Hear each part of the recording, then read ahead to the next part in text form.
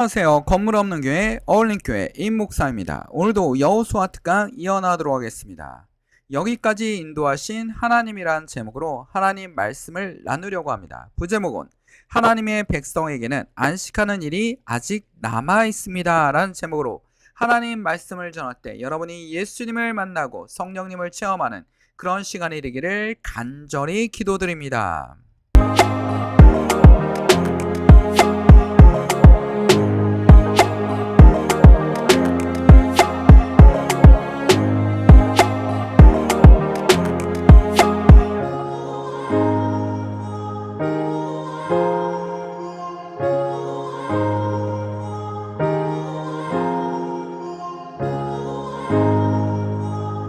우리에게는 큰 대제사장이 계시니 승천하신 이 곧 하나님의 아들 예수시라.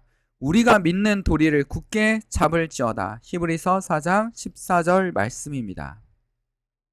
자, 여호수아 12장 7절에서 24절입니다. 여호수아 12장은 정복 전쟁을 마무리하고 그 성과에 대해서 기록했습니다.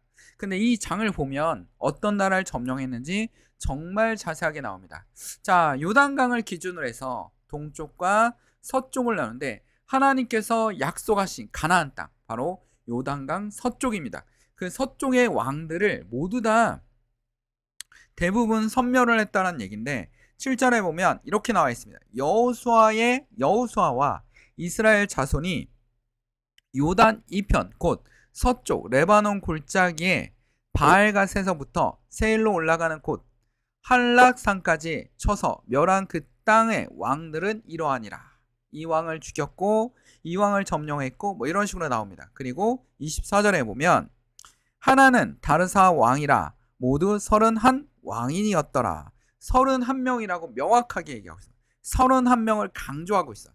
왜 여호수아 저자는 31명을 강조하고 있을까요?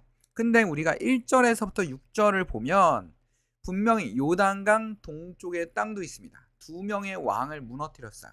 요단강 동쪽도 2명의 왕을 무너뜨렸어요.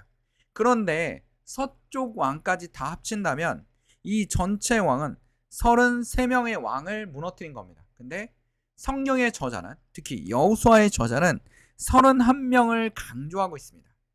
2명의 왕보다 31명의 왕을 왜 강조하고 있느냐 하면 바로 여기는 12장에 나와 있는 것은 바로 하나님이 약속하신 가나안 땅의 지역이기 때문입니다. 하나님이 약속한 지역입니다. 그리고 여호수아가 완성한 여호수아의 사명을 완성한 것이 바로 31명의 왕입니다. 아직도 가나안에 남아있는 왕들이 있습니다.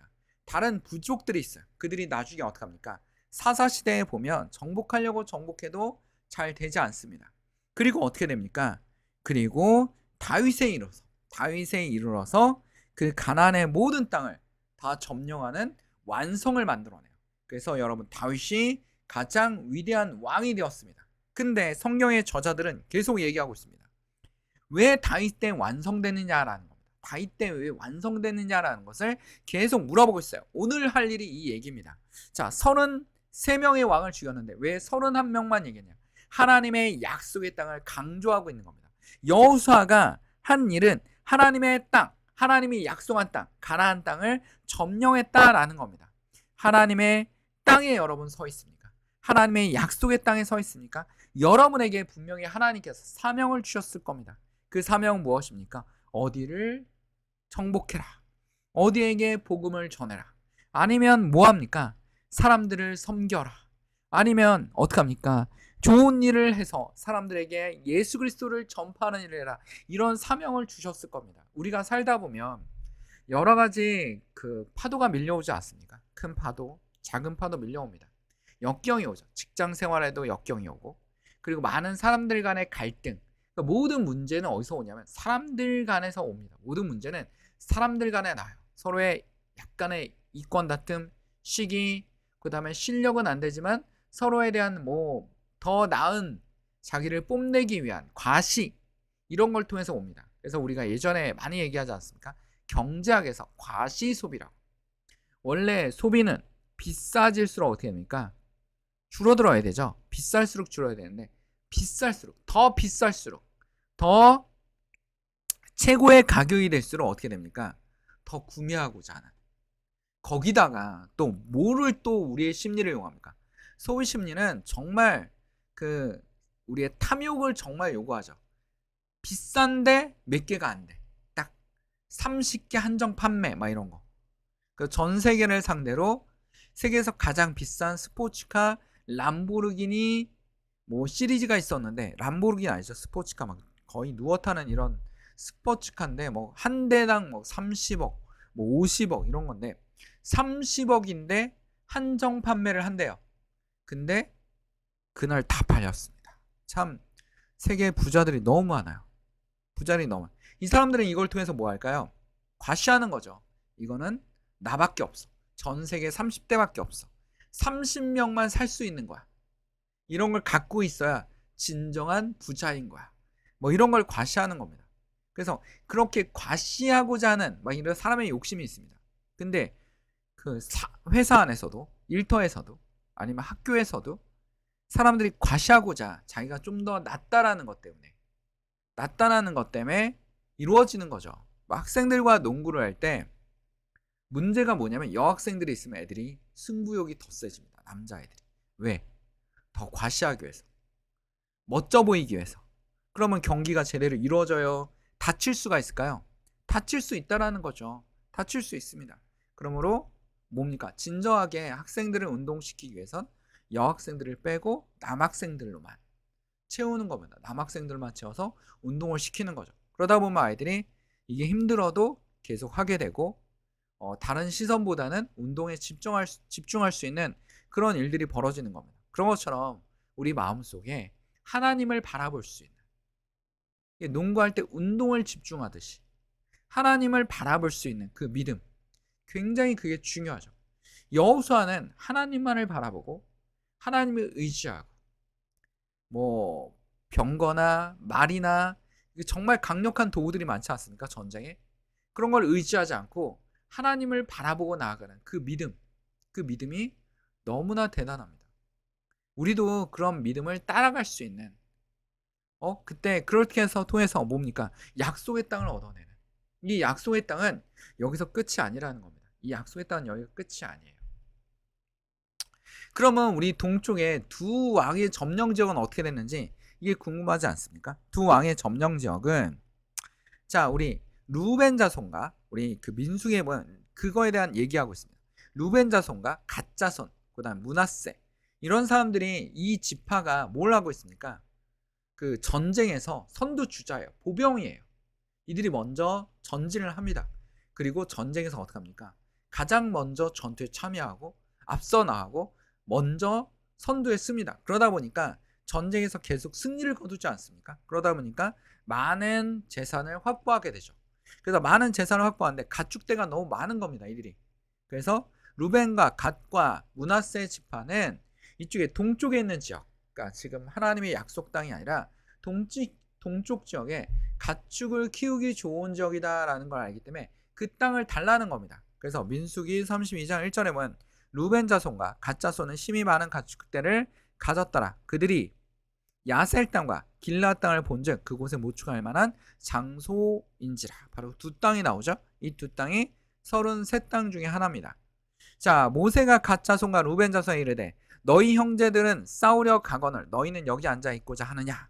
민수기 32장 6절에 이렇게 나와 있거든요. 그러자 우리는 무장하고 이스라엘 자손이 그곳으로 인도하기까지 그들이 앞서서 가고 뭡니까? 선두주자로 앞서 나갔다라는 겁니다. 그리고 많은 재산을 확보했던 자시 루벤과 갓 자손이죠. 그리고 므낫세 지파에 해당됩니다. 우리가 지금 출애굽기부터 이렇게 쭉 보면, 창세기, 출애굽기, 레위기를 보면 뭘 알 수 있냐면 하나님의 인도하심을 볼 수 있어요. 이스라엘 자손의 뛰어남을 볼 수 있습니까? 아니면 지도자들의 굉장히 유능함을 볼 수 있습니까? 아닙니다. 지도자들은 다 지금 뭘 하고 있어요? 하나님이 시키는 대로, 하나님이 의지하는 대로, 하나님을 얼마만큼 의지하느냐에 따라서 하나님의 그 길을 인도하신다라는 거예요. 여러분 삶 속에서 하나님을 의지할 때 우리가 어떻게 합니까? 예수 그리스도가 원하시는 그 나라로 갈 수 있다라는 겁니다. 지금의 이 가나안 땅은 이런 거와 같습니다. 뭐냐면 하나님의 약속의 땅이야. 내가 너와 약속할 거야. 네가 분명히 이 기업을 얻을 거야. 이 전쟁에서 네가 승리할 거야. 이 회사의 승진 시험에서 네가 승리할 수 있을 거야. 하나님의 영광을 위해서야. 하나님은 저는 작은 도구에 불과합니다. 모세나 여호수아나 아브람, 이들은 유능한 사람들이 아니었습니다. 신앙인으로는 정말 대단하죠. 하나님의 말씀을 따라갔다는 게 너무나 대단한 겁니다. 우리가 이들에게 배울 수 있는 건 무엇입니까? 하나님의 말씀에 순종하는 삶, 하나님의 말씀을 따라가는 삶, 하나님의 말씀 믿고 가는 삶이라는 것입니다. 그 삶을 우리는 정말 따라가야 됩니다. 우리가 회사를 승진하든, 하나님의 교회를 세우든, 아니면 사람들을 전도하든, 아니면 전도 여행을 가든, 선교를 가든, 하나님을 의지하는 겁니다. 무엇을 바라보겠습니까? 하나님을 의지하는 거죠. 돈으로 안 되는 것도 너무 많기 때문에 하나님의 의지와 능력 없이는 흐르는 물을 탈 수가 없습니다. 흐르는 물은 여러분 막을 수 없잖아요. 그 유행을 막을 수 없어요. 누구도 막을 수 없습니다. 그 흐르는 물을 뚫어줄 수 있도록 하나님께 기도하는 주의 성도들이 되길 간절히 축원드립니다. 흐르는 물은 막을 수 없습니다. 누가 와서 뭐 별 방해를 해도 막을 수 없어요. 그게 바로 하나님의 능력입니다. 오늘 여호수아의 13장에 보면 이렇게 나와 있습니다. 여호수아가 나이가 많아 늙음에 여호와께서 그에게 이르되 너는 나이가 많아 늙었고 얻은 땅이 매우 많이 남아있도다. 이 남아있는 땅, 이 땅이 사사시대 때 이스라엘이 점령하지 못해요. 누구 때 점령합니까? 바로 다윗 왕 때. 우리가 다윗을 통해서 알 수 있는 건 뭡니까? 신약 성경의 저자들은 계속 얘기하고 있습니다. 구약과 신약은 연결되어 있다라고 얘기하고 있어요. 구약의 여호수아가 하나님의 약속한 땅을, 가나안 땅을 들어갔습니다. 모세가 이집트로부터 백성들을 끌고 나왔습니다. 가나안 땅의 최종 목표가 아니었습니다. 누가 최종 목표? 이 가나안 땅을 완벽하게 점령한 사람, 다윗입니다. 그 다윗의 후손 중에서 누가 태어납니까? 예수 그리스도가 태어납니다. 예수 그리스도는 여러분들에게 가나안 땅이 아니라 영원한 안식을 줄 것입니다. 여러분에게 진정한 안식을 줄 수 있는 건 무엇입니까? 바로 예수 그리스도입니다. 여러분에게 진정한 안식을 줄 수 있는 것은 돈도 아닙니다. 명예도 아닙니다. 권력도 아니에요. 그리고 여러분의 성취감도 아닙니다. 새로운 물건을 샀다 해서 여러분에게 안식을 주지 않습니다. 오래가지 않아요. 그런 것들은. 우리에게 오래갈 수 있는 것은 뭡니까? 바로 하나님의 말씀입니다. 바로 예수 그리스도입니다. 히브리서를 한번 볼까요? 히브리서에 보면 이렇게 나와 있어요. 4장 8절에서 9절. 여호수아가 그들에게 안식을 주었다라면 하나님께서는 그 뒤에 다른 날이 있으리라는 것을 말씀하지 않았을 것입니다. 여호수아가 여러분의 구원의 방패로 가나안에 들어간 것이 구원이라면 하나님께서 그 말씀을 하지 않았을까? 이거는 시작에 불과합니다. 여러분 회사에서 하나님의 능력으로, 하나님의 축복으로 승진했습니다. 하나님의 영광을 돌립니다. 이거는 뭡니까? 지금에 사는 세상은 여러분의 가나안 땅에 들어간 것과 정말 비슷합니다. 하나님께 영광을 돌려요. 삶에 너무나 기뻐요. 하나님께 감사함이 넘칩니다. 근데 이게 끝이 아니라는 겁니다. 다른 날이 있으라는 걸 말씀하지 않았을 것입니다. 그러니 하나님의 백성에게는 안식하는 일이 아직 남아 있습니다. 안식하는 일이 남아 있습니다. 우리에게는 예수님과 동거할 수 있는 일이 남아 있습니다. 우리는 예수님을 기다리는 날이 남아 있습니다. 라고 성경의 저자는 얘기하고 있습니다. 여호수아의 12장에 강조했던 것처럼, 그리고 민수기가 또 한 번 설명해 준 것처럼, 여호수아가 다 이루지 못했지만 사사기와 그 다음에 다윗 왕의 기록을 통해서 예수 그리스도가 올 것과 예수 그리스도를 통해서 완성되는, 우리 어린 양을 통해서 완성되는 구원의 징표를 보여주시는 것입니다. 이게 오늘의 놀라우신 말씀입니다. 히브리서 저자는 4장을 이렇게 마무리하고 있습니다. 우리에게는 큰 대제사장이 계시니 승천하신 이 곧 하나님의 아들 예수시니라. 예수 그리스도십니다. 우리에겐 대제사장이 있습니다. 그가 우리의 구원의 날로 인도하실 것입니다. 안식으로 인도하실 것입니다. 여호수아가 못한 일, 모세가 일부만 했던 일, 여호수아가 가나안만 정복한 일, 이걸 더 넘어서 다윗이 가나안을 회복했지만 예수 그리스도는 어떡합니까? 우리를 함께 데려갈 것입니다. 우리가 믿는 도리를 굳게 잡을지냐, 이 믿음을 뭐 합시다? 지킵시다. 지켜야 됩니다 라고 분명하게 얘기하고 있습니다. 사랑하는 성도 여러분, 얼림의 유튜브를 듣는 성도 여러분, 우리는 누구를 지켜야 됩니까? 우리의 믿음을 지켜나가야 됩니다. 회사에 있던지, 가게에 있던지, 아니면 집에 있던지, 양로원에 있던지, 병원에 있던지, 아니면 바닷가에 있던지, 배에 있던지, 아니면 비행기에 있던지, 아니면 잠수함에 있던지, 우리는 우리의 신앙 예수 그리스도를 믿고 따라가는 주의 종이 되기를 간절히 축원드립니다. 다 같이 기도하겠습니다. 사랑하는 충만하신 하나님 아버지, 오늘도 주께서 함께하여 주셔서 부족하고 어리석은 정을 통하여 하나님의 말씀을 전하게 하시고 주의 날을 예배하게 하시고 주의 믿음을 심어주는 주의 역사가 이루어 주시옵소서. 어둠에 갇혀있는 자들을 주께서 이끌어내시고 질병에 있는 자를 치료하시고 식탁 위에 음식이 떨어지지 않게 하시며 하나님께 감사함으로 살아가는 주의 성도들이 되게 하여 주시옵소서. 이 모든 걸 주님께 맡기오며 예수 그리스도의 이름으로 기도드립니다. 아멘.